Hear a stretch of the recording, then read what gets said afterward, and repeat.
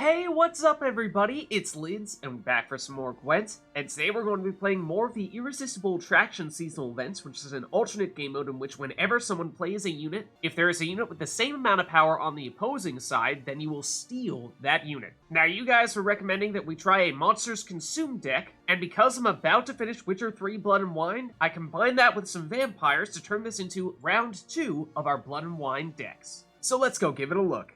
So today we'll be playing a Monster's Blood Scent deck that combines Consumption with Vampires and Bleed, which are both common mechanics from cards from the Blood and Wine expansion, so I made this our second Blood and Wine themed deck.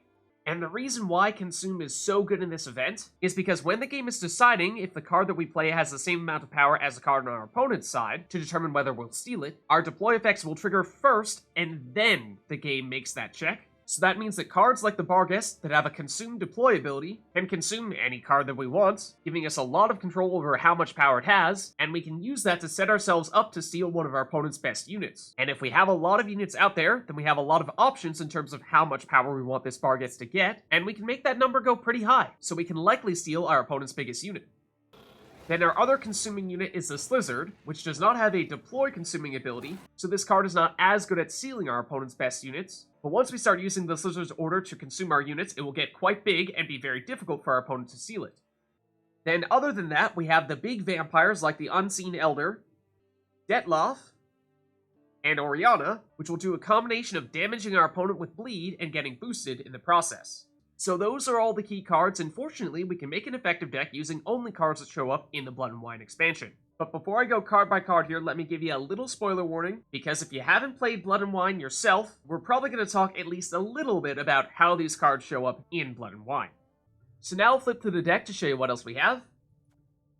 And technically Crimson Curse is not actually explicitly mentioned in Blood and Wine, but obviously this is a picture of Dettlaff right here, so it seemed like this was fair to include. And apparently Yghern is just another way of saying giant centipede, so this is also something that shows up in Blood and Wine. Then naturally, of course, Dettlaff. And Dettlaff Higher Vampire, which is another potential target for our consumption.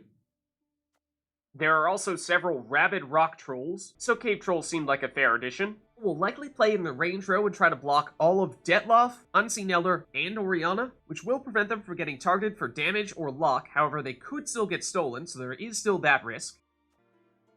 Then Katakan is actually a little bit of a tough fit because we don't have a lot of Thrive happening in this deck, but we do have some cards that get powered up when we have more vampires on the playing field, so it still helps in that sense. Then Orianna is likely our biggest point scoring card. And Protofleder also capable of putting up a lot of points. And of course, although Golyat is not a vampire, it does show up in Blood and Wine, and this is one of our best ways of triggering Thrive. Then Slyzard, like we said, is one of our consumers. And we'd like to use Fleder in the same round that we're playing Unseen Elder, Dettlaff, and all of our other key vampires. Barghest, like we said, is our best consumer. Then the Alp is a great source of applying bleeding. And the Nekurat, I'm actually not sure if this ever shows up in Blood and Wine exactly, but it seems thematically consistent enough that it's not that much of a stretch to include it. And of course, in Gwent, it's another great source of applying bleed. Then there are plenty of Archspores in Blood and Wine, and this is a great target for our consumption.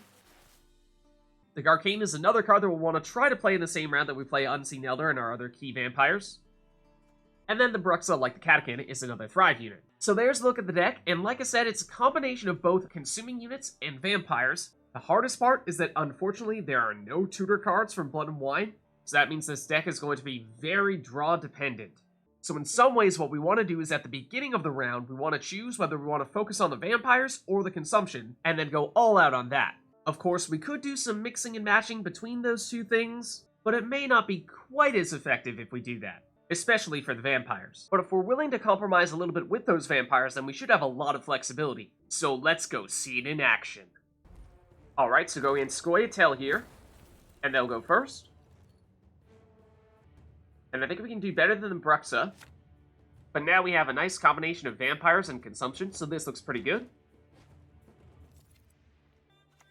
And they'll start with the Dobleton Sentry. So that would suggest movement.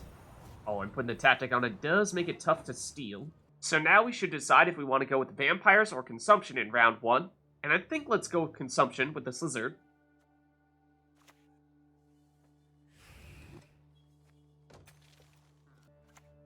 But they'll use the Riot Officer here.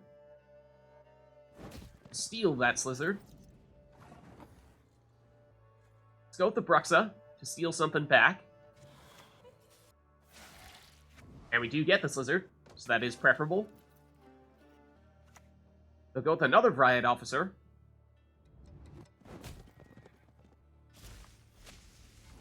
Retaking our Slyzard. Now let's use the Nekurat. Seal the Slyzard back on our side. And dish out some bleed. Now they'll go with the Dryad Matron. And this will not steal anything. And it will start their movement. But we can steal that if we play Dettlaff Higher Vampire. And we have the consumption to make this work particularly well, so let's go for it here. And eat Dettlaff. And dish out a little bit more bleed. Then they'll use a Cat Witcher. Also can't steal anything.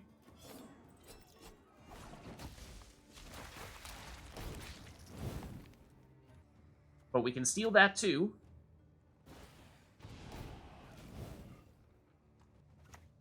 Stitch out the bleed. And once again, consume Dettlaff.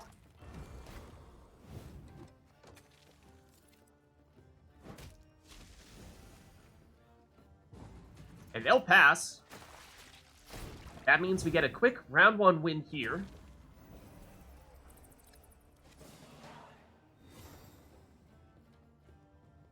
Alright, and we drew into Dettlaff, so that means we have a nice combination of vampires here, especially with the Cave Troll to protect them. But I think we can do better than the Alp. And maybe the Katakan as well. So let's put on some pressure here by playing Yghern and see if they can keep pace. They'll go with Feigned Death, their scenario, so that's a huge card. And it isn't enough for them to catch us yet, so you could definitely make the case that we pass here after getting them to play their biggest card, but I think we can go a little bit further here, so we can steal that Commando. We'll go with a Dolbathon Sentry, setting up some more movement, stealing that card back, and triggering their scenario, along with the leader ability here.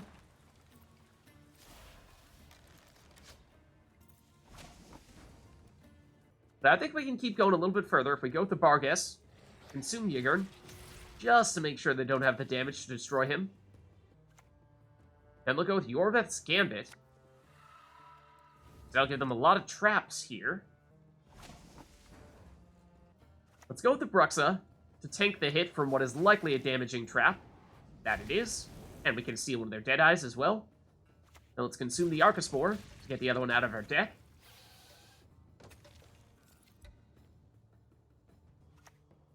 I'll go with Yghern for even more traps.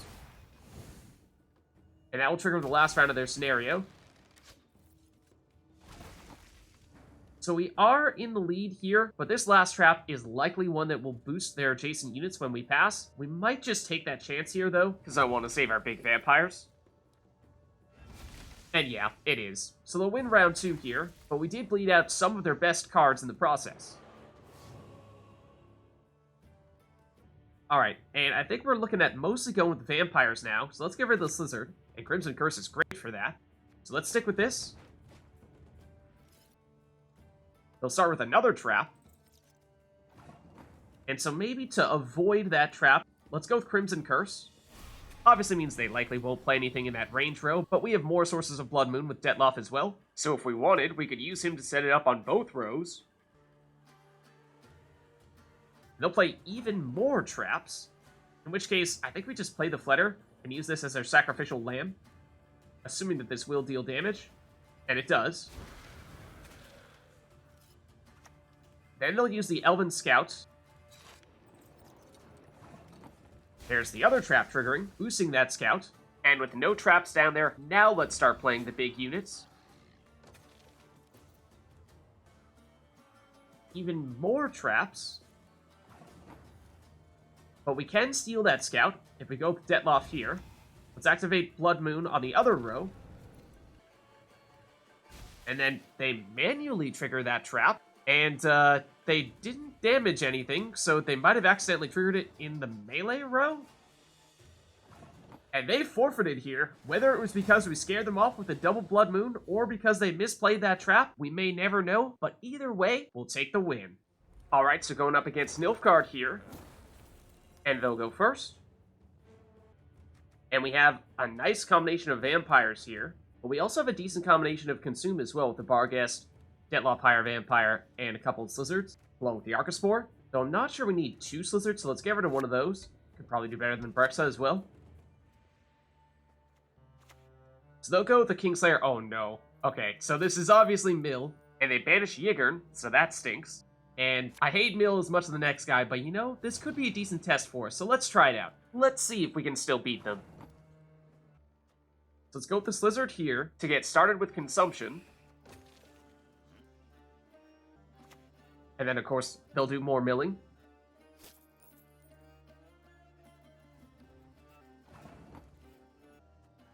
Now let's go with the Archspore and consume that. And we actually might not like that we stole that Kingslayer, because that might make it easier for them to play it again.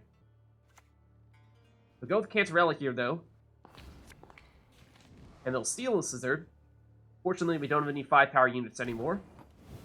But now let's use our Slyzard to consume Cantarella, because I think Cantarella is a card they'd like to use Coup de Grace on, so we can prevent them from doing that by consuming it here.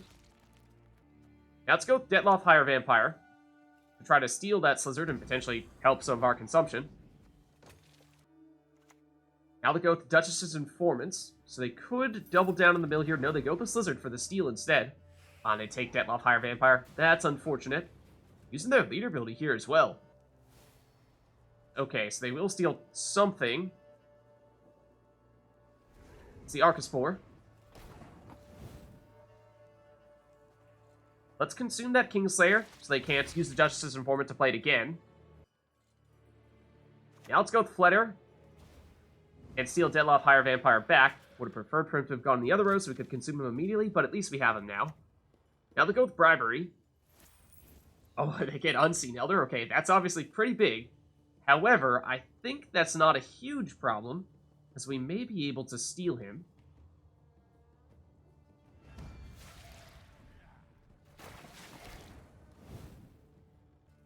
So we'll eat Dettlaff. And now let's use Barghest to consume that Duchess's Informant to get us at 6 power, to steal the Unseen Elder, and that is why Barghest is so good in this event, because that should help us quite a bit.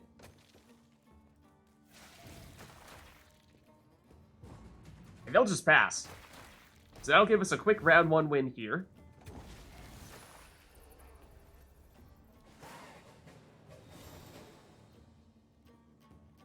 Alright, of course, we still have all of our big vampires, because that was their Unseen Elder that we stole. We also drew into the Cave Troll, which will help too. I think we can do a little bit better here with the Katakan.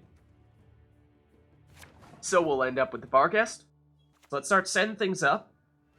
So I think we do want to push here in round 2, since they are, of course, mill. And they will continue to banish much of our deck here. So now let's ease into things a little bit with the Garkain. Get it boosted by using our leader ability here.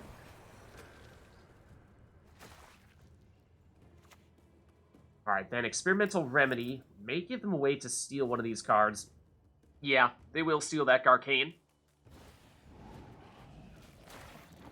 Alright, in that case, attempt number 2.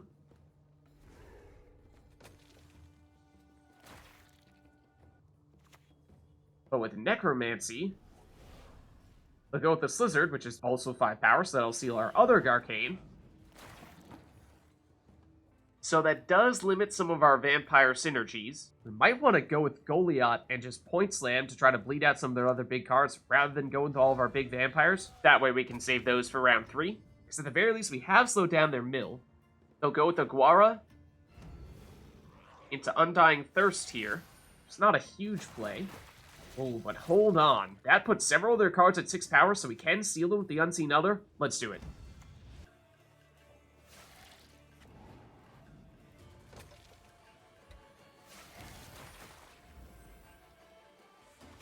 Alright, then they'll use Yennefer's Invocation. All they can do is get rid of our defender, though, so we still have Unseen Elder here.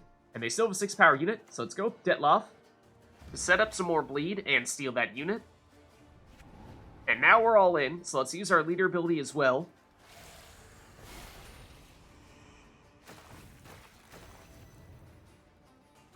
Alright, then they'll use Anna Henrietta. Now that's just poetic.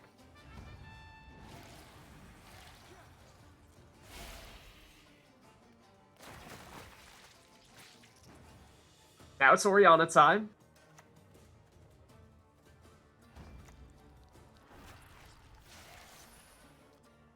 And this is the setup we were waiting for.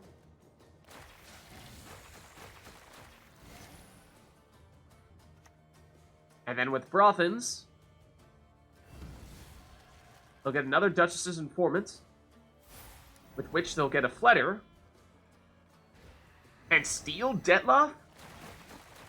The jokes just keep on coming.